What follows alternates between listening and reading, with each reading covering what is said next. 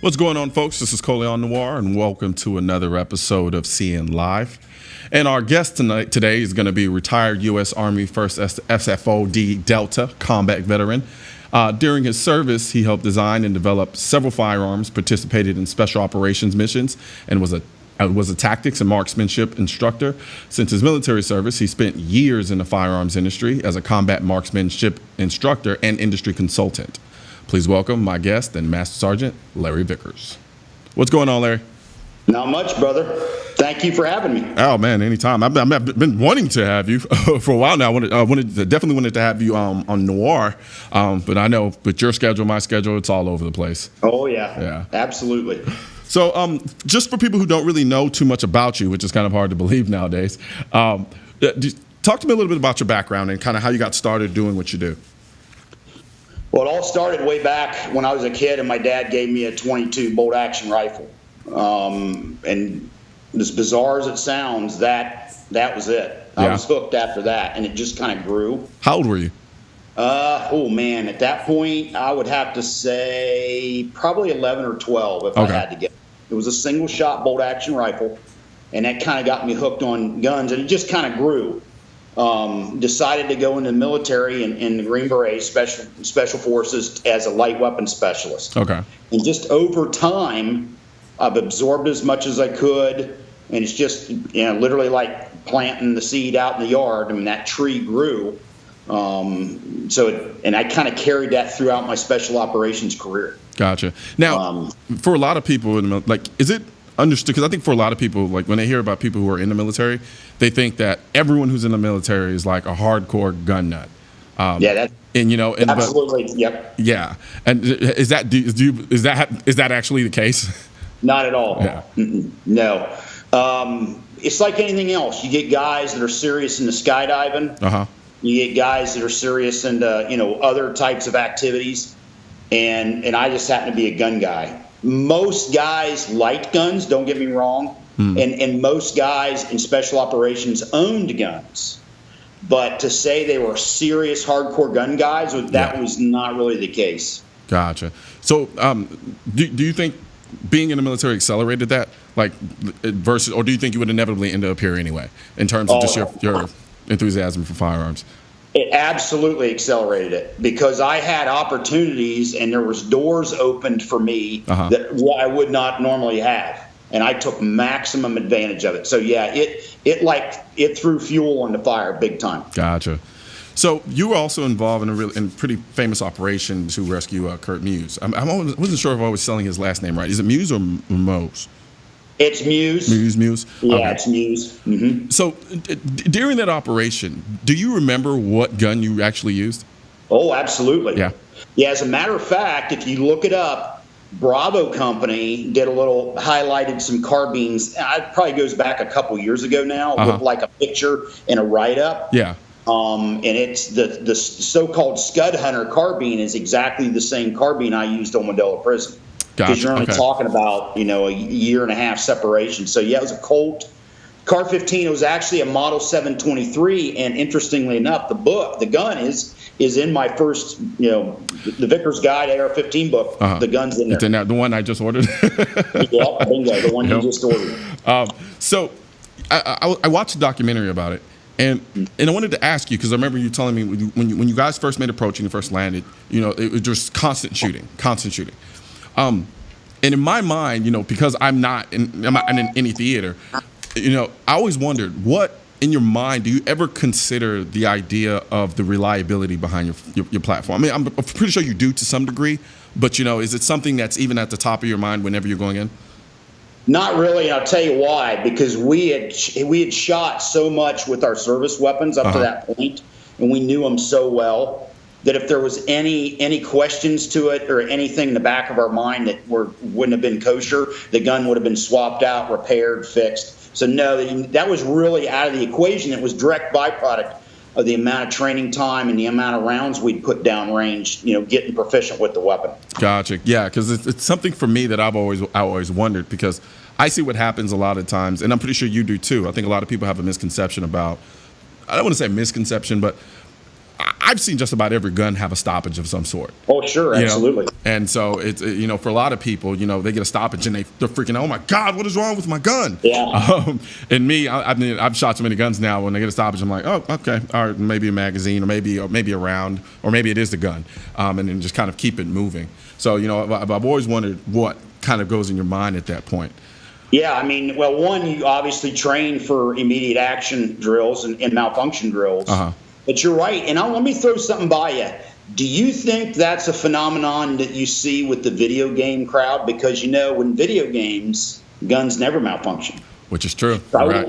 Yeah. I wonder, have you ever thought about that? That maybe the newer generation, in their mind, they've got this illusion that there's no malfunctions ever. Yeah, you're right. What would be interesting, though, X Factor would be start including malfunctions in these video games. Exactly. I'm surprised they haven't, to be honest with you. You have to go through a procedure to clear it and whatnot. Yeah, I coupling that with, like, say, I saw this video and they were talking about how frustrating it is to shoot a first-person shooter in virtual reality. And so all you saw was this gun, and then they couldn't get the magazine inserted correctly and doing it over and over again. So I can only imagine trying to clear a malfunction with the controller. Some kind of funky procedure to insert the mag. So in that documentary, too, I noticed something that was mentioned. From landing and getting to them and getting them out was like 6 minutes. Yeah, from when we landed to when they called for exfil, basically, we have him secure and we're ready to leave was 6 minutes. Jesus. I didn't know that till years later, really? Honestly. So how did it feel in your mind? Time-wise, how did that feel? Did it feel longer? Did it feel shorter? I would say it felt longer. Yeah. Looking back on it. If you would have asked me, how long do you think you're there? I would have said probably 15 minutes. I would have probably doubled the time. Gotcha. Yeah, in my mind's eye. Yeah. Okay. So clearly you've made a progression from the military side to and becoming more of a TV personality. Your credentials, you have probably more credentials than just about anybody in the industry with respect to that, especially compared to someone like me who's just kind of pretty much a civilian, no military background. How was that transition? Was it something you always knew you were inevitably going to do, or did it just kind of happen to come into play? It just kind of happened, to be honest with you. I had a lot of contacts in the firearms industry because I'd traveled a lot. I went to SHOT Show. I shot, IPSC and IDPA back in the day. Okay. And I just had a lot of contacts. And when I got out, I started training. Just the TV kind of found me. I didn't really go looking for it. It kind of came and found me. So honestly, it's just one of those things that kind of happened. So was the transition difficult? Like, was it something I was like, oh God, I got to get used to this, or was it just kind of okay? Well, the transition out of the military into the civilian sector, that definitely there was some bumps there. I'm not going to lie to you. I think a lot of people underestimate the difficulties that come from that. Absolutely. And, for anybody that says it's not, honestly, for me, there's some bumps in the road. Yeah. Interestingly enough, the filming stuff, to me, was no big deal because I was used to teaching classes and being in front of, 15, 20 people, that I've never met before over a course of a weekend, and you get used to that. And honestly, that set me up for being able to film and all that, and it was no big deal. That personally, the filming part to me never really spooked me. Yeah, I remember you made a video. It was called "Why I'm Fat," and so I don't want to talk about that as much as I want to talk about what a lot of people don't realize is when you are in front of the camera more, how you start to kind of pick out your you almost become almost more insecure about little things that you see about yourself that most people don't ever see. Spot on, 100% right. And then I'll run into all kinds of people who see me in a class and they go, "Oh man, you look great. Looks like you've dropped weight." It's like, no, you're used to seeing me. Yeah, you're used to seeing me on a camera. Yeah. And then, I agree with you 100%. You'll see a little thing or something. You're like, man, that does, you know what I mean? And and you kind of have to just deal with it. Hypercritical. Yep, absolutely. And and I've gotten it too. It's like, man, you need to stop eating, Colion. You start putting on a little weight. I'm like, it's the camera. And I used to laugh at women when they were like, the camera adds 10 pounds. The camera adds, and now I'm like, Damn, they're right. It is spot on. It absolutely is spot on. Absolutely. I remember early on I saw myself and I'm like, what the hell? I'm like, there's no way. And then found out it was the camera and it was the lens and it was the angle, and you go, oh yeah, here we go. Yep. There's like people who follow me on Instagram, they'll probably notice I've been working out more often. That's because I watched season 5. That's pretty much why. But we gotta go to a quick break real quick, and when we come back, we'll start talking about some of the consulting that you've done in the industry. You got it, man. Sounds good.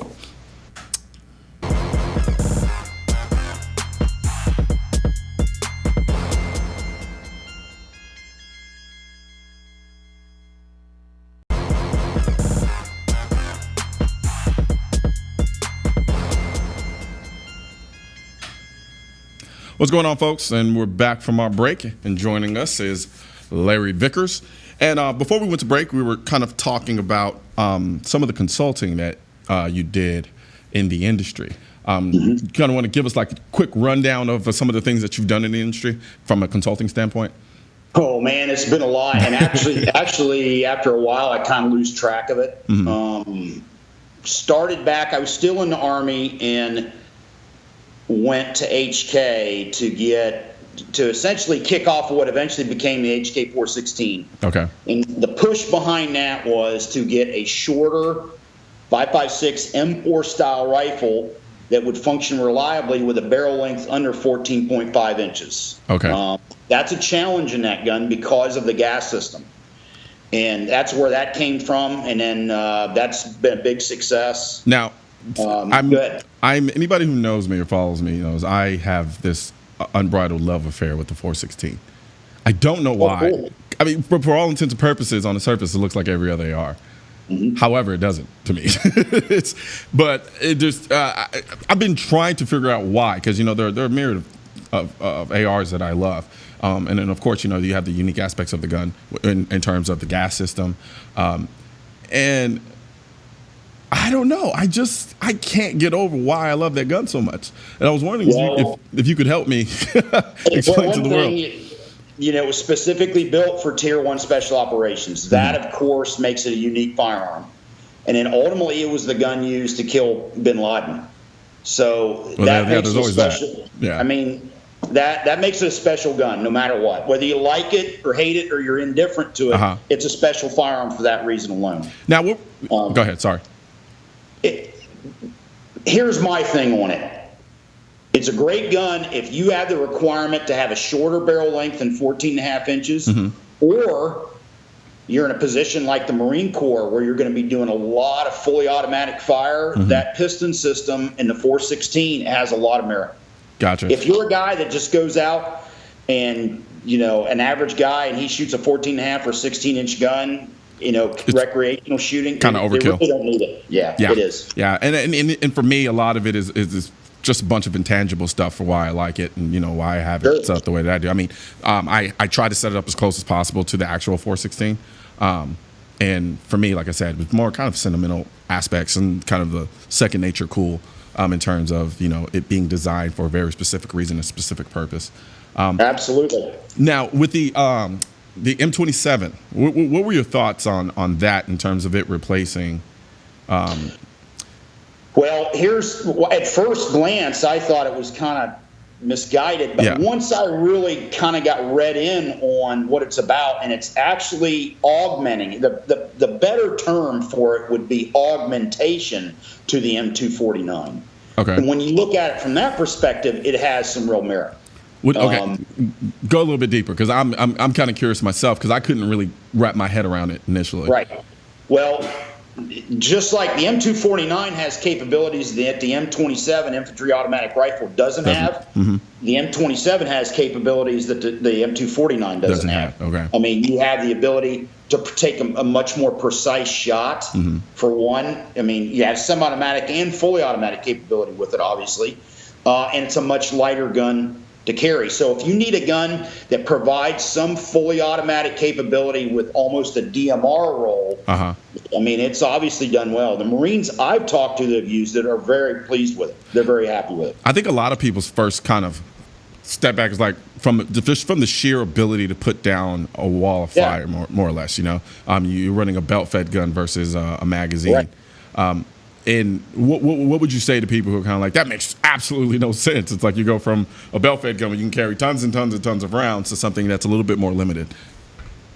Well, the Marine Corps obviously saw, and I kind of get it, they saw that there was a gap. It's like you got a guy with an M16 or an M4 and a guy with an M249, but you really don't have a guy that's in between. You don't have that guy that can take the precise shot. Also, guys working in urban areas or real tight spaces. Gotcha. An M249's overkill. It's a much heavier gun. It's a much bulkier gun. So they felt like there was a capabilities gap that the M27 brings to the table. Awesome.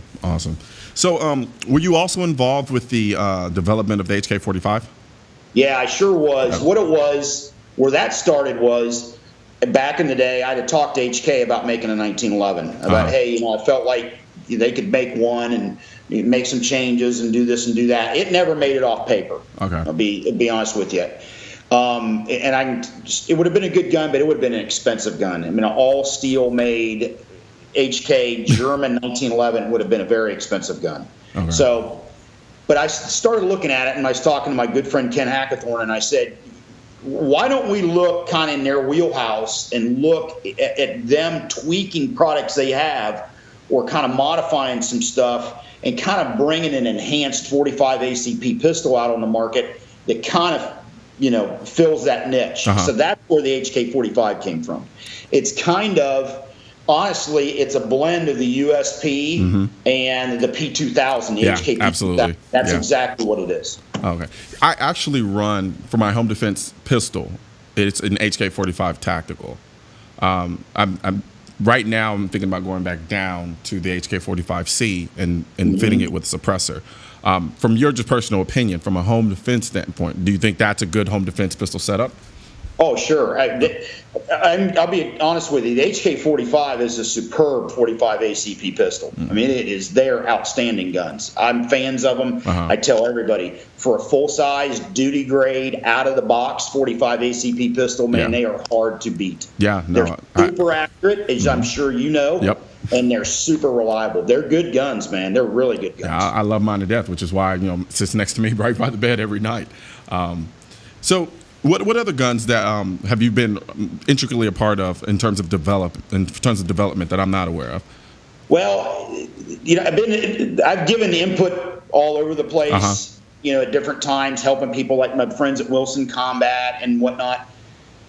The pistol, the weapons now would have to be really the Glocks from Lipsy's, and what that once again is resurrecting a pistol with the RTF2 frame, resurrecting a pistol that has kind of history kind of left it by, and then bringing my parts that I've done with Tango Down in it and kind of bringing that to the market. Where once again, there's a lot of Glock pistols on the market, but I felt like there wasn't one that really hit the nail on the head. And the Vickers, Glocks from Lipsy's have been a home run. Yeah. So that would be the gun now, or the guns now that really you would have to say come to the forefront. Because I remember when I went to a gun store in Houston about a year ago, maybe 7-8 months ago, and I saw one of your guns there, and I've always been an avid fan of the RTF Glocks. I always said if I was ever have to do anything where I needed a duty gun, I would definitely run to the RTF because it just the feel with the whatever texturing they did on that grip, it just works perfectly. So why did you decide to go and do what you did from a customization standpoint off of the RTF platform versus the other? Well, because here's why. The RTF2 was for some people actually had too much bite. Yeah. Well, that's easy to take some sandpaper and dull it down. It's much more difficult to take a gun that's too slick and make it. It requires some custom stippling. The thing that Glock really, in my opinion, missed the boat on, I've never been a fan of those fish scallops. See, I love the fish. I love those. They didn't work. They look cool, but they're not very functional. Exactly. No, you're totally right. Yeah, they look cool, but they're not very functional. So my thing is, let's bring this gun back and let's give it straight grasping grooves. And it's been a home run. Amazingly enough, and I knew this was going to happen, but there's people who actually think that I came up with the RTF2 frame. There's people, I run into them. There's people that think they're unaware of the fact that that frame existed before my Ellipses guns. Truth be told, I would just run with it. Yeah, I just run with it, man. Here's the thing. We got like 15,000 of them out there now, so truth be told, there's probably now more Vickers RTF2s than actual. Yeah, no. I mean, and the thing about it is you kind of brought it back from life because a lot of people didn't really know about the RTF2s. I know about them because I was chasing them down for a period. I think my very first Glock 19 was a Glock 19 RTF2. I have an old video where I was kind of talking about it. And for me, it was kind of like, oh, crap. What was new to me was the actual change in the color of the frame. But, yeah, for a lot of people who are just kind of really getting into it, they're like, oh, this is really cool. So I would just, I'd run with the whole, I mean, nothing wrong with taking a little bit of undeserved credit. How the internet and everything, I could go out and put a big banner up and deny it, but it wouldn't matter. I mean, Absolutely. Well, we're going to take another quick break, and when we come back, we're going to talk about a little bit of gun porn. Sounds good. All right.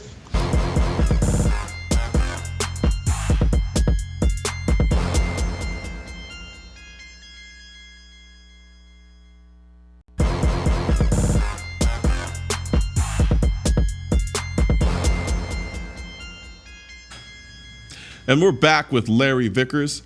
And this is interesting. Larry was recently named as the winner for, get this, Best Gun Porn by the Truth About Guns blog.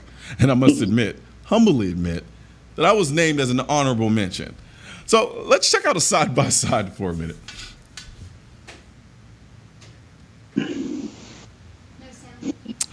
So what do you think, Larry? Any clear winners here? Too close to call? Hey, all the credit for my gun porn goes to my crew. Yeah, same here. Same here. I absolutely agree with you. I am the same way. I think a lot of people undervalue, what a good crew can do.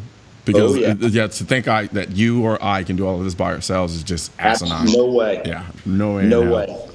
So what does a typical shoot look like for you? Because I know for me, when I'm on set, I'm all like, where are my red Skittles? Give me, I wanted a peach Bellini and, in my RV and all this other crap.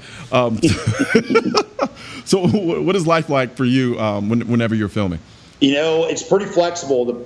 Occasionally I have friends come out and film with me or even other people. It's real flexible. It's a byproduct of my time in the military where you got to be able, you can go out in the middle of anywhere and kind of make it work. Yeah. And that's really the case. I show up my truck, I got my stuff, and it's just a really flexible deal. Yeah, it's definitely something that a lot of people undervalue too, is the whole idea of how much of a lot of video content is kind of on the fly. Yeah. You get out there and then you're kind of inspired. You start doing one thing and then you're like, oh, this would be cool. Let's do this and let's do that. Absolutely. Yep. Is there an element to it that you absolutely hate? That's a good question. I really can't. I honestly, I've done it long enough now that maybe the negatives have kind of flattened out. So there's nothing that I got to say that I really despise. Yeah, maybe you having to do retakes over and over and over, or change the lighting, do this, do that. But I'm preaching to the choir here. Yeah. After you do it a while, you just realize that's the way it is. It is, yeah. It just is what it is. People get on set and they figure there's a lot of waiting because they're setting up for cameras and things like that. Yep. And the smallest things can throw off a shoot. The most minor things, like a camera starts going haywire, and then absolutely lack of consistency. So, but you do a lot of work with high-speed cameras. Mm-hmm. I don't. I do a lot of work with really good slow motion cameras. But I mean, the footage you get with these high speed shots, they're amazing. Like what you've been doing with inside the M4 carbine and that series. What made you think to start that series in particular? Well, my director Eric Sheritz, I've been with him, almost 10 years now. Wow. We started together back on Sportsman's Channel in the Tactical Impact days, and we've been together ever since. He is always pushing and trying new things. Yeah. mean, because that's his passion, just like my guns are our passion. His passion is video and filming and new techniques and whatnot, and he's always pushing and trying new stuff.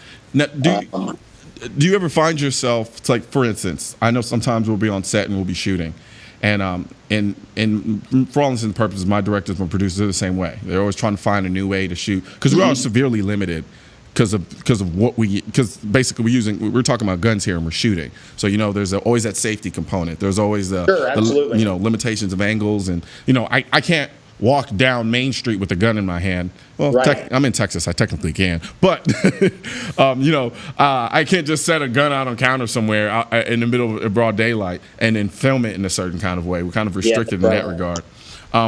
But I do find myself getting frustrated when it's like, they want me to do beauty shots. Like just shots to kind of tie everything together to create a cohesiveness. Because I'm thinking, all right, we did the shot, I'm done, I got the take, we're good. And they're like, oh, no, you got to redo it, but this time don't talk because we got to make it look pretty and all this other stuff. So you said that so you don't have any hand at all in terms of just the sheer appearance of the videos and how they look? Is that something? Oh, no, I do now because I've been doing it long enough. With Eric, my director, Eric, we've been doing it long enough that I've kind of slipped into that producer role. Gotcha. You know what I mean? So when we get newer guys out of film school and set, I can kind of help guide some things and whatnot. And then they kind of see our approach. But yeah, I do now. Early on, no. I was basically the trigger puller, and I would pull it. But now as time has went on, we've been filming long enough that, yeah, I do. Hey, we got to do this. What about this lighting? Right. Hey, look in here. Check this out. Yeah. Yeah, it's like you have to wear a bunch of different hats, especially when we start, considering the fact we're dealing with firearms and things of that nature. Now, which did you prefer? Because I know at one point you were doing actual TV shows, and now you're doing on a TV platform. Now you're doing a TV show, but online. Much prefer online. Okay, why is that? Because of the freedom you have. I mean, you know what else? And I'm preaching to the choir once again. Yeah. A segment might be 5 minutes. It might be 8 minutes. It might be 3 minutes. You don't have that TV show format you've got to fit things into and either stretch the content or cut it down. I greatly prefer online. And here's another thing. Really like that direct feedback from the viewers. That is that I've grown addicted to it, to be honest. Now when I watch certain things, like I'll watch some things on TV and I'm like, man, let me go to comment section, and I'm like, oh, there is no comment section, so I can see what the feedback is. That's it. I agree. That feedback you get, I filmed something a couple weeks ago, we edited it and so on, and now I'm getting feedback on what guys like, what they don't like. Yeah, I greatly prefer online.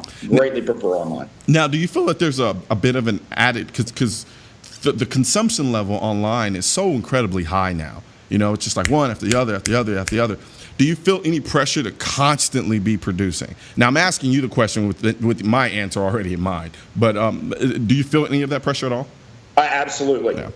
Absolutely. Yeah. I mean, it's one of those things you got to be putting out. I agree 100%. Yeah, it can get a bit overwhelming sometimes. Then, go ahead. Absolutely. I agree 100%. You might have something come up. I got to take off for a week, but you got to film to get some stuff in the can to kind of, feed the beast. I agree. Yeah. I learned that the hard way, actually. I before I used to literally just record video the day of, or, that day, then edit it, put it out without any concept of getting things in a can, so that in the event that I can't go out and actually film or shoot because things would happen, like it'll start raining because, largely what we do is outdoors. And so then you'll have like a week of rain straight. And then before you know it, they're like, where are the videos? And I'm like, it's raining. I don't know what else to tell you. I mean, I wouldn't mind filming in the rain, but I'm pretty sure my camera guy would hate it. Especially, I saw that still picture of you shooting a saw in the rain. And here's the thing about that. We were actually out there to film an entire segment, and then we didn't account for the rain. The rain came out of nowhere. It was nowhere in the forecast. And so we brought these like super high-end cameras and all the stuff, and we're all standing around. It's just pouring. We have all of these guns that we have. We have the saw and all that stuff. And we're like, and my producer's like your producer, he's just like, no, we're gonna get something. So they started bringing out trash bags and stuff to cover up the cameras and started. So we literally kind of just pieced together a segment from essentially nothing. Yep. And it turned out awesome. Like we didn't realize how good it was going to turn out. We thought it would be kind of crappy actually, but it came out really great. Yeah, sometimes those ones that you don't think are going to be anything, or some of your more popular videos, and then ones that you really sweat over kind of fizzle out. Yeah, you're right. There's no rhyme or reason. Some of the videos that I've kind of like, I gotta get this out real quick, and I'll throw it up and not put what I would typically put into my videos because there's a time sensitivity there involved, and they skyrocket. And then the one where I like systematically say, "Oh, this is just going to be great," and then I'm like, no one's watched it. Yeah, I know. It drives you crazy. Yeah, it absolutely does. And there's just the internet is a wild place. You don't know what's what, why people do what they do, why they watch what they watch. I see some things and they take off. I'm like, where? Yeah. But then again, I'm pretty sure some people look at me and say the same thing. So I guess it's a beautiful thing about online. So we're going to take another quick break, and when we come back, we're going to talk about some of the things that you have going on as far as your Vickers guides and anything else. You got it, brother. All right.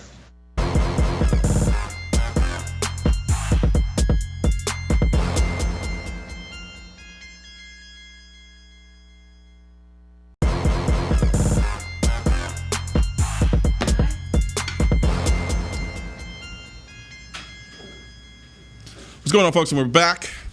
And joining us again live is Larry Vickers.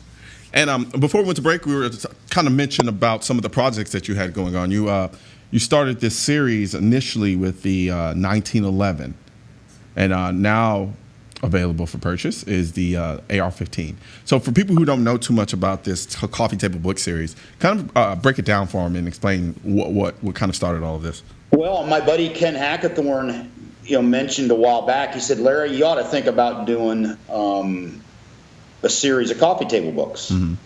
I thought, I thought about that, but dude, I can't, I got to have somebody to help me with photos and editing, and I'm one guy and I'm a busy dude just like you. Yeah. So sure enough, out of the blue, I had a guy by the name of James Rupley from Nashville, Tennessee, get a hold of me with the idea, "Hey, have you ever thought about doing a series of coffee table books?" And I called him up on the phone and I said, "Bro, your timing is perfect." And he drove down to where I was at, and as it turned out, I could not have asked for a better guy to do it with, because he is Mr. Attention to Detail. Gotcha. He dots the I's and crosses the T's to the nth degree. And we got to talking. He's like, kind of got a name in the 1911 world in my background, so why not start with it? And bro, I got to be honest with you, it is sold beyond our wildest expectations. Yeah. I'm still blown away to this day. We printed 1,500 of them, and they sold out in 5 months. That's incredible. I mean, and you're talking about the cheapest one's $95. Yeah. Yeah, no, I bought one. I bought the AR-15 special, the limited edition version today. Limited edition. Yeah. I initially wanted to get the 1911 one. I procrastinated and looked and it was sold out. Well, the good news is we've had a lot of people. I mean, there isn't a week goes by. Actually, a couple times a week we get people that want to buy the 1911 one. So we're planning on a limited reprint in 2017 at some point.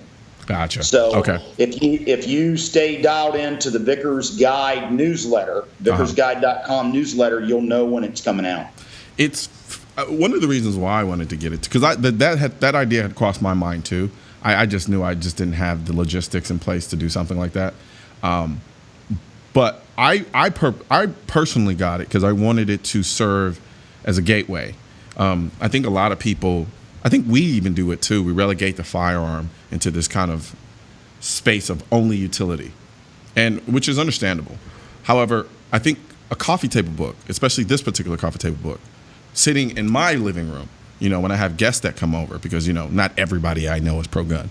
But there's something very easy and kind of welcoming about a coffee table book about guns, especially presented in the layout in which you had it. It makes the gun beautiful. And I challenge anybody who, whether you be anti-gun, buy anti-gun, or whatever the case may be, to look through a book like this and now walk away saying, that was kind of beautiful. Mm-hmm. You know, and then and I think from there it kind of almost served as changing the perspective for a lot of people. And then I just go ahead. Agreed. I mean, let's face it; they're fascinating mechanical devices. Yeah. I mean, they're some of the most. That's why, at the end of the day, why people like us are so intrigued by them, because they are incredible mechanical devices. Yeah. I mean, they're unbelievable. I think also when you look at people like you and I too, our interests don't stop there. They tend to continue on into other facets as well. Like you're a watch guy. I am too. I was scrolling through your Instagram feed, and you had the 50th anniversary Submariner. And I mean, actually, like I usually wear kind of like an Apple Watch when I shoot. I notice you have your Submariner on pretty regularly when you shoot. Yeah. So I take it you have a lot of confidence in that watch. Well, and here's my deal. I was doing one of these things where this is my phone or my watch, right? Yeah. The iPhone, and my son's like, "You got these nice watches. Why aren't you wearing them? Yeah. What are you waiting for?" And I went, "You know what? He's right." So now I try to wear one of my nice watches all the time. Yeah, I'm from the digital age generation, and so for me, I look at the Apple Watch, I'm like, but now at the same time, I oddly enough, I've started developing even more appreciation for the more analog aspects. Sure. And I remember I was talking to my friend.